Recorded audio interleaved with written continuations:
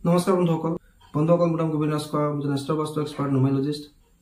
বন্ধুসকল আপোনালোকৰ সুবিধাৰ্থে মই চেনেলটোত বাস্তুৰ সম্পৰ্কে, সংখ্যাতত্ত্ব সম্পৰ্কে, জ্যোতিষৰ সম্পৰ্কে, তাৰ লগতে তন্ত্ৰৰ বিভিন্ন প্ৰয়োগৰ ভিডিঅ'সমূহ ইয়াত আপলোড কৰি থাকোঁ। গতিকে যদিহে আপোনালোকৰ মোৰ চেনেলৰ ভিডিঅ'সমূহ চাই ভাল লাগে, অনুগ্ৰহ কৰি মোৰ চেনেলটো ছাবস্ক্ৰাইব কৰিব, ভিডিঅ'সমূহ লাইক কৰিব, কমেণ্ট কৰিব আৰু যিমান পাৰে শ্বেয়াৰ কৰিব। বন্ধুসকল, আজি মই আপোনালোকৰ লগত এটা বিশেষ মন্ত্ৰৰ সম্পৰ্কে আলোচনা কৰিবলৈ আগবাঢ়িছোঁ। এটা বৈদিক মন্ত্ৰৰ সম্পৰ্কে আলোচনা কৰিবলৈ আগবাঢ়িছোঁ, যিটো মন্ত্ৰ আমাৰ সকলোকে কেতিয়াবা নহয় কেতিয়াবা প্ৰয়োজন হয়।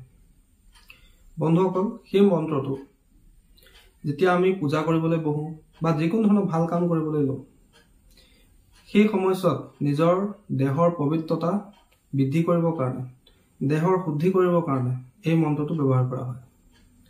বন্ধুসকল, সেইকাৰণে এই মন্ত্ৰটো কোৱা হৈছে দেহ শুদ্ধিৰ মন্ত্ৰ, শৰীৰ শুদ্ধিৰ মন্ত্ৰ, পবিত্ৰতাৰ মন্ত্ৰ, দেহ পবিত্ৰ কৰাৰ মন্ত্ৰ। বন্ধুসকল, এই মন্ত্ৰটো এটা বৈদিক মন্ত্ৰ। গতিকে এই মন্ত্ৰটো কেৱল আপোনালোকে যেতিয়া কিবা শুভ কাম কৰিবলৈ ল'ব, পূজা কৰিবলৈ বহিব বা যিকোনো ভাল কাম কৰিবলৈ যোৱাৰ আগত নিজৰ শৰীৰ শুদ্ধি কৰিবৰ কাৰণে ইয়াক প্ৰয়োগ কৰিব পাৰে।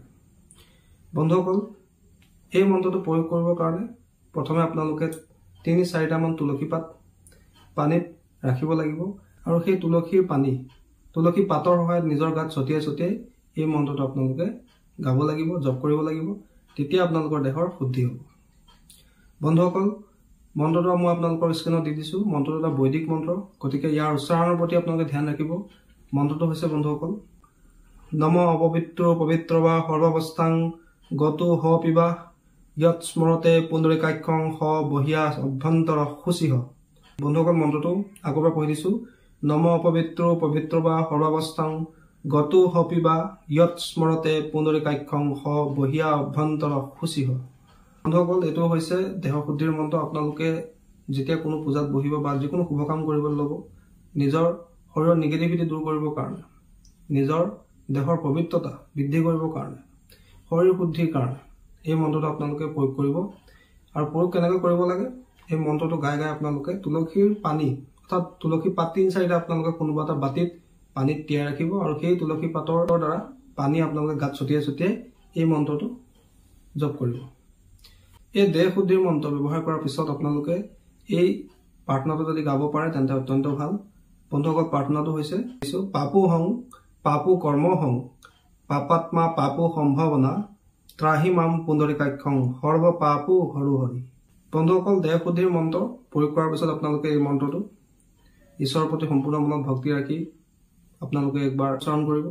বন্ধুসকল, এই প্ৰাৰ্থনাটোৰ অৰ্থ হৈছে যে আমি জানি কিংবা অজানিতে যিখিনি পাপ কৰিছোঁ বা আমাৰ হাততে যিখিনি পাপ কৰ্ম হ'বলগীয়া আছে তাৰ কাৰণে যাতে তুমি আগতীয়াকৈ হে হৰি মোক ক্ষমা কৰিবা, এই প্ৰাৰ্থনাৰ যোগেদি ইয়াকে কোৱা হৈছে।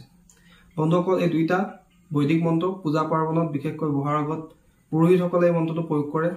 বন্ধুসকল, আপোনালোকে যেতিয়া পূজা পাৰ্বণত বহে বা যিকোনো প্ৰাৰ্থনা কৰিবলৈ লয়, দেহৰ শুদ্ধি কৰিবৰ কাৰণে, শৰীৰৰ নিগেটিভিটি দূৰ কৰিবৰ কাৰণে আপোনালোকে এই দুইটা বৈদিক মন্ত্ৰ ব্যৱহাৰ কৰিব পাৰে। প্ৰথমে আপোনালোকে দেহ শুদ্ধিৰ মন্ত্ৰটো তুলসীৰ পানী গাত ছটিয়াই ছটিয়াই একবাৰ বা দুইবাৰ জপ কৰিব। দ্বিতীয়তে এই প্ৰাৰ্থনাটো যিটো মই দ্বিতীয়তে দিছোঁ, সেই প্ৰাৰ্থনাটো আপোনালোকে জপ কৰিব। তাৰ লগে লগে আপোনাৰ শৰীৰৰ যিখিনি নিগেটিভিটি সেইখিনি দূৰ হ'ব। আপোনাৰ শৰীৰত যদি কিবা নিগেটিভ এনাৰ্জি আছে, বেয়া বস্তুৰ ছায়া আছে, সেইখিনিও দূৰ হ'ব। মনলৈ পজিটিভিটি আহিব। যদি আপোনাৰ মন ভালে নাথাকে, একো কৰিবলৈ আপোনাৰ মন নাযায়, এই মন্ত্ৰটো আপোনালোকে প্ৰয়োগ কৰি চাওক, নিশ্চয় ইয়াৰ পৰা আপোনাক ভাল ফল লাভ কৰিব। দেহৰ শুদ্ধি কৰাৰ লগতে আত্মাৰ শুদ্ধি কৰাটো এই মন্ত্ৰই আপোনালোকক যথেষ্ট সহায় কৰিব।